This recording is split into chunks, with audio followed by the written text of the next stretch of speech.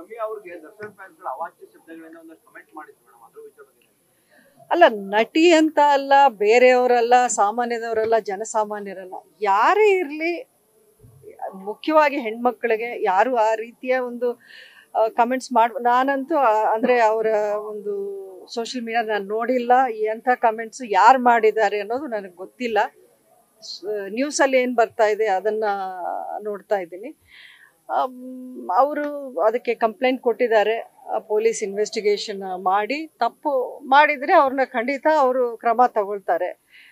But ಎಲ್ರಿಗೂ ಅಂದರೆ ಜನಸಾಮಾನ್ಯರಿಗೆ ಇದೇ ರೀತಿ ಸ್ಪಂದಿಸ್ತಾರ ನಮ್ಮ ಸರ್ಕಾರ ಇರಲಿ ಅಥವಾ ಸೈಬರ್ ಕ್ರೈಮ್ ಪೊಲೀಸ್ ಇರಲಿ, ಇದೇ ರೀತಿ ಅವರು ಸ್ಪಂದಿಸೋದಾದರೆ ಖಂಡಿತ ಇದು ಸ್ವಾಗತಾರ್ಹವೇ. ಯಾಕಂದರೆ ನ್ಯಾಯ ಅನ್ನೋದು ಪ್ರತಿಯೊಬ್ಬರಿಗೂ ಸಿಗಲೇಬೇಕು. ಈಗ ನನ್ನ ವಿಷಯನೇ ನೀವು ತಗೊಳ್ಳಿ, ಇದು ನನಗೇನು ಹೊಸದಲ್ಲ. ಈ ಆನ್ಲೈನ್ ಟ್ರೋಲಿಂಗ್ ಅನ್ನೋದಿರಲಿ, ಮಹಿಳೆಯರ ಬಗ್ಗೆ ಒಂದು ಕೀಳ್ತನದ ಮಾತುಗಳಿರಲಿ, 5-6 ವರ್ಷಗಳಿಂದ ನಾನು ಸಾಕಷ್ಟು ಫೇಸ್ ಮಾಡಿದ್ದೀನಿ. ಅಷ್ಟಿಷ್ಟಲ್ಲ, ನನ್ನ ಮೇಲೂ ಒಂದು ಫಿಸಿಕಲಿ ಒಂದು ಹಲ್ಲೆ ನಡೆದಿತ್ತು KR ನಗರದಲ್ಲಿ. ಆವಾಗಲೂ ನಾನು ಪೊಲೀಸ್ ಸ್ಟೇಷನ್ಗೆ ಹೋಗಿ ಖುದ್ದಾಗಿ ನಾನು ಕಂಪ್ಲೇಂಟ್ ಕೊಟ್ಟಿದ್ದೆ. ಈವರೆಗೂ ಅದರಲ್ಲಿ ನ್ಯಾಯ ಸಿಕ್ಕಿಲ್ಲ. ಈವರೆಗೂ ಆ ತಪ್ಪಿಸ್ತರನ್ನ ಪೊಲೀಸ್ ಅರೆಸ್ಟು ಮಾಡಿಲ್ಲ, ಯಾವ ರೀತಿಯ ಒಂದು ಜಸ್ಟಿಸ್ಸು ಕೊಡಿಸ್ಲಿಲ್ಲ. ಹಾಗಾಗಿ ಇಂಥ ವಿಷಯಗಳನ್ನ ನಡೀದೇ ಇರೋಕ್ಕೆ ಖಂಡಿತ ಸೋಷಲ್ ಮೀಡಿಯಾ ಅನ್ನೋದನ್ನು ನಾವು ಎಲ್ಲಿಗೆ ಬಳಸಬೇಕು, ಯಾವುದಕ್ಕೆ ಬಳಸಬೇಕು ಅನ್ನೋದು ನಮ್ಮಲ್ಲಿ ಯುವತೇನು ಯೋಚನೆ ಮಾಡಬೇಕು. ಈ ಜನ್ರೇಷನ್ ಇದೆಯಲ್ಲ, ಭಾಳ ಅದನ್ನು ಏನೋ ಒಂದು ಬೇರೆಯವ್ರನ್ನ ಟಾರ್ಗೆಟ್ ಮಾಡೋಕ್ಕೆ ಒಂದು ವೆಪನ್ ಅಂತ ಅಂದ್ಕೊಂಡಿದ್ದಾರೆ.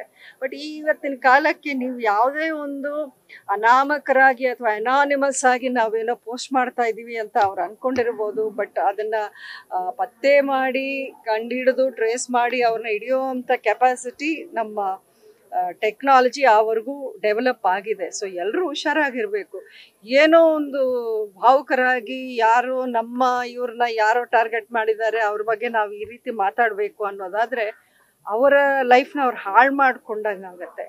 ಅದನ್ನು ಯಾರು ಮಾಡೋಕ್ಕೆ ಹೋಗಬಾರ್ದು. ನಾನು ಪ್ರತಿಯೊಬ್ಬರಲ್ಲೂ ಮನವಿ ಮಾಡೋದು, ನೀವು ಈ ರೀತಿ ಸೋಷಲ್ ಮೀಡಿಯಾದಲ್ಲಿ ಯಾರನ್ನಾದರೂ ಟಾರ್ಗೆಟ್ ಮಾಡಬೇಕಾದ್ರೆ ನಿಮ್ಮ ಲೈಫು ಹಾಳು ಮಾಡ್ಕೊಳ್ತೀರಾ ಏನು ಅನ್ನೋದನ್ನು ಒಂದು ಸೆಕೆಂಡ್ ನೀವು ಪಾಸ್ ಮಾಡಿ ಯೋಚನೆ ಮಾಡಿ. ಆವಾಗ ನಿಮಗೆ ಅರ್ಥ ಆಗುತ್ತೆ. ಆ ಪೋಸ್ಟ್ ಮಾಡೋದ್ರಿಂದ ಯಾರಿಗೂ ಏನು ಉಪಯೋಗ ಇಲ್ಲ. ನೀವು ಯಾರನ್ನ ಟಾರ್ಗೆಟ್ ಮಾಡ್ತಿದ್ರು ಅವ್ರಿಗೇನು ಆ ಒಂದು ನಿಮಿಷ ನೋವಾಗಿರ್ಬೋದು, ಬಟ್ ಅವ್ರ ಜೀವನಕ್ಕೆ ಇದೇನು ಬೇರೆ ರೀತಿಯ ಒಂದು ಪರಿಣಾಮ ಆಗಲ್ಲ. ಬಟ್ ನಿಮ್ಮ ಜೀವನಕ್ಕೆ ನೀವೊಂದು ತಪ್ಪು ಮಾಡಿದವರಾಗ್ತೀರಾ. ಅದರಿಂದ ನಿಮ್ಮ ಭವಿಷ್ಯಕ್ಕೂ ಅದು ಸರಿ ಹೋಗಲ್ಲ ಅನ್ನೋದು ನನ್ನ ಅಭಿಪ್ರಾಯ.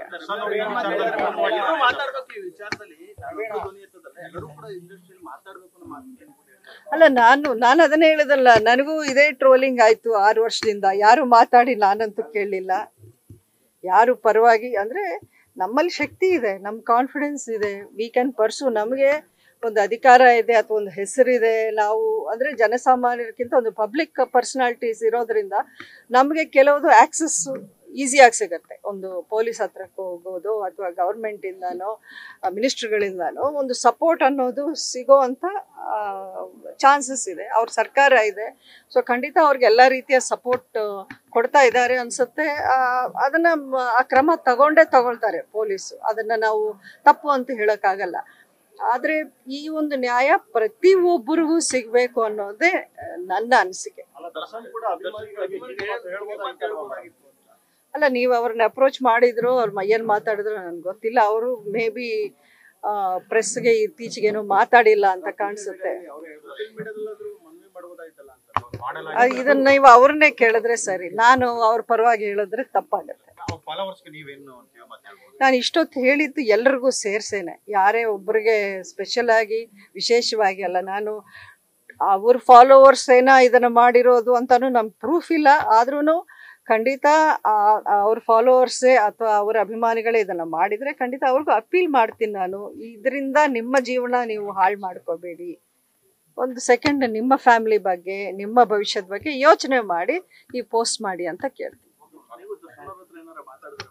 ಇಲ್ಲ, ನಾನೇನು ಮಾತಾಡಿಲ್ಲ. ಬೇರೆ ಬೇರೆ ವಿಷಯಗಳು. ನಿರ್ಭೀತಿಯಿಂದ ನಿಮ್ಮ ಪರವಾಗಿ.